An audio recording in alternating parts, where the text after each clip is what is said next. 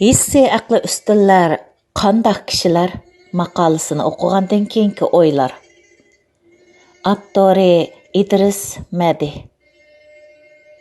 ئومۇمەن قىلىپ aytqanda, insonlarning mengisining biologiyalik moddiy tuzilishi va uning fiziologiyalik funksiyasida insonlar orasida odatda farqlar ancha cho'ng bo'lib ketmaydi.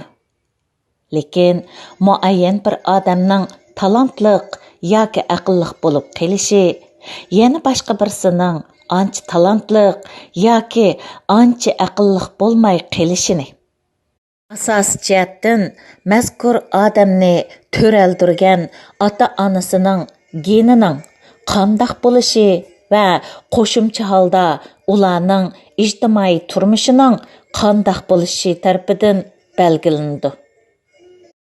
Demakchi, odamning aqli odam mengisining biologiyalik jihatdagi sog'lomligi, biologiyalik tuzilishi, mengisining hajmi, ya'ni cho'ng kichikligi, uning ichidagi hujayralarning sig'imchanligi, ya'ni ko'p ozligi va uning fiziologiyalik funksiyasining ishlash iqtidoriga bog'liq bo'ladi. Bu omillarning hammasi tug'ma bo'ladi. Ya'ni meditsina tadqiqotchilari 20-asrning buyuk talanti Eynshteynning ilmiy tadqiqot uchun taqdim qilgan beshini tadqiq qilish orqali Eynshteynning mengisining ham hajm jihatdan ham sig'imchanligi, hujayralarning miqdori jihatdan odatdagi odamlarga nisbatan favqulodda cho'ng va ko'p ekanligini bayqagan. Odamning aqli bo'lsa, amaliyotda odam mengisining biologiyalik organizmining fiziologiyalik funksiya iqtidorini ishlatish qobiliyatini ko'rsatadi. U odam erishadigan konkret narsa bo'lmasdan, balki odam o'z hayotida duch keladigan amaliy masalalarni hal qiladigan aqliy iqtidori, ya'ni odatda aytilib kelayotgan aqldir. Odamning qerish bilan bu xil biologiyalik organizm va uning fiziologiyalik funksiyasining tug'ma iqtidorining ojizlab ketishini nazardan soqit qilgan shart ostida odam mengisining biologiyalik moddiy tuzilishi va fiziologiyalik funksiyasining iqtidori, ya'ni qobiliyati nisbatan muqim bo'lib, oson o'zgarmaydi. Odam mengisida paydo bo'ladigan bu aqlning darajasi bo'lmaydi. Miqdor va sifat jihatdan muqim bo'ladi. Farq faqat insonning tashqi dunyodagi mavjudiyatni tonish darajasida bo'ladi. Ya'ni odam umr bo'yi o'z mengisining bir xil fiziologiyalik funksiyasining iqtidori, ya'ni qobiliyati bilan o'tadi.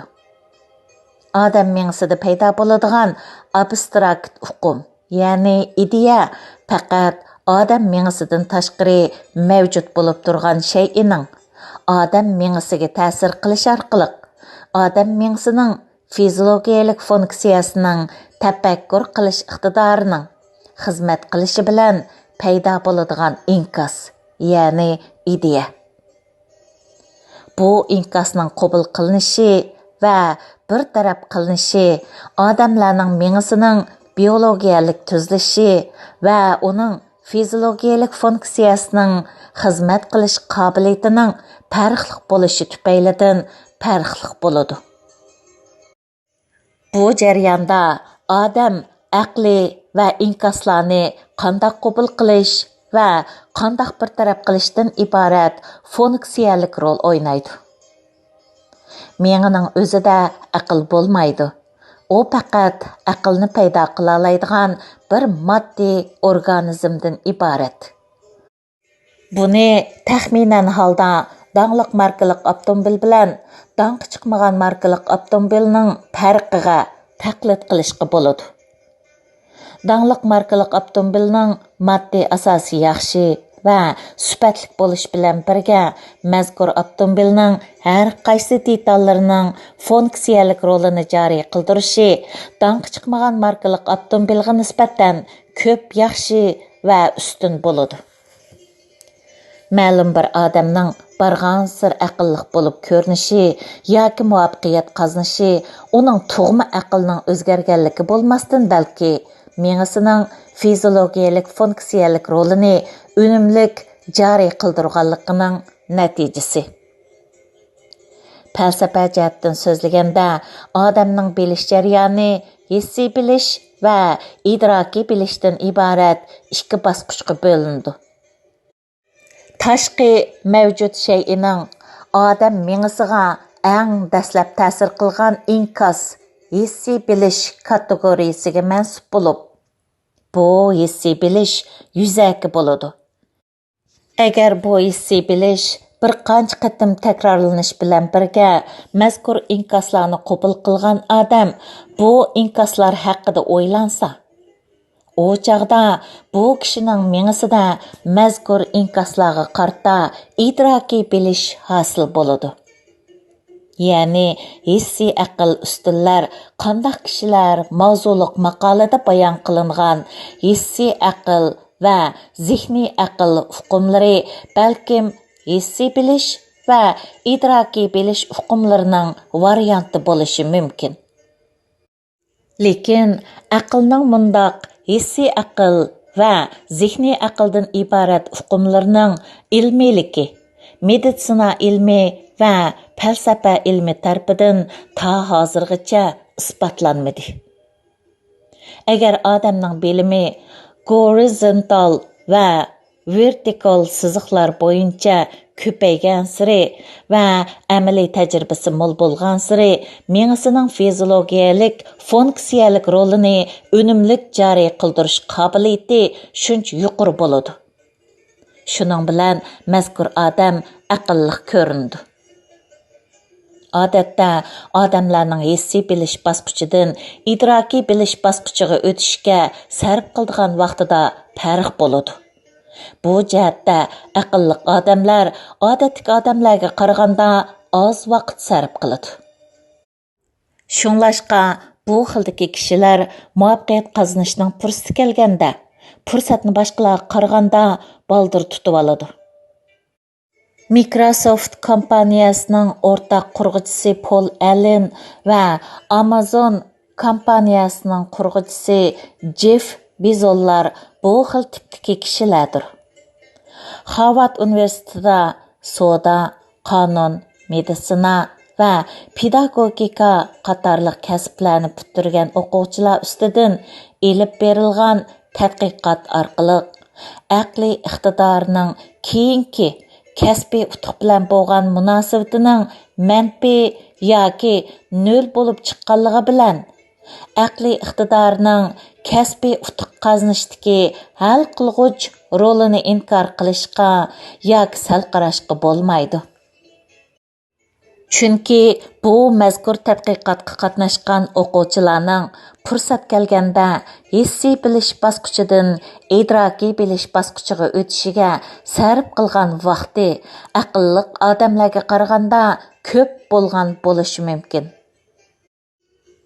Aqlli odamlar fursatni tezlik bilan tahlil qilib, hukmni tez chiqarib, yetib kelgan utuq qozonish fursatini tutib olgan.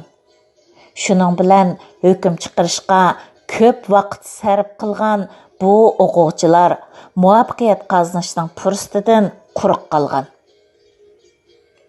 Endi hesdashlik qilish, foydali fikr talablarni berish, boshqalarga yordam berish, o'y xiyolingizni kontrol qilish qatorliqlarning hammasida odam miyasining shay'ini bilish yoki shay'i bilan tanishishdagi idrokiy bilish bosqichi yanala holliq rol o'ynaydi. Bu bir qator ishlar yana odamning tarbiyalanishi yoki xizmat jarayonida qo'llanadigan usul va taktik qatorliq omillarga bog'liq. Albatta, hissiy bilish bosqichimi muhim. Bo'libmi, fan texnik sohasida nurg'un yangilik və kəşfiyyatlarning ijod qilinish jarayonlari hissiy bilish bosqichi bilan zich munosabatlik. Lekin ijtimoiy turmushda odam mengisining shay'ini bilish, ya'ni shay'i bilan tunishdiki idrokiy bilish bosqichi intayin mo'yin bo'lib, hissiy bilishga ortiqcha berilib ketish ko'pincha ijtimoiy turmushda ijtimoiy ofat keltirib chiqardi. Qisqasi, hozirgi zamondagi murakkab iqtisodiy va ijtimoiy hayotda hissiy bilish bosqichiga tayinib ish qilgandan ko'ra, idrokiy bilish bosqichiga tayinib ish qilgan afzal. Tugidi. 2020 yili 29 fevral. Mənbə Uyğur Akademiyası torbetidən elindi.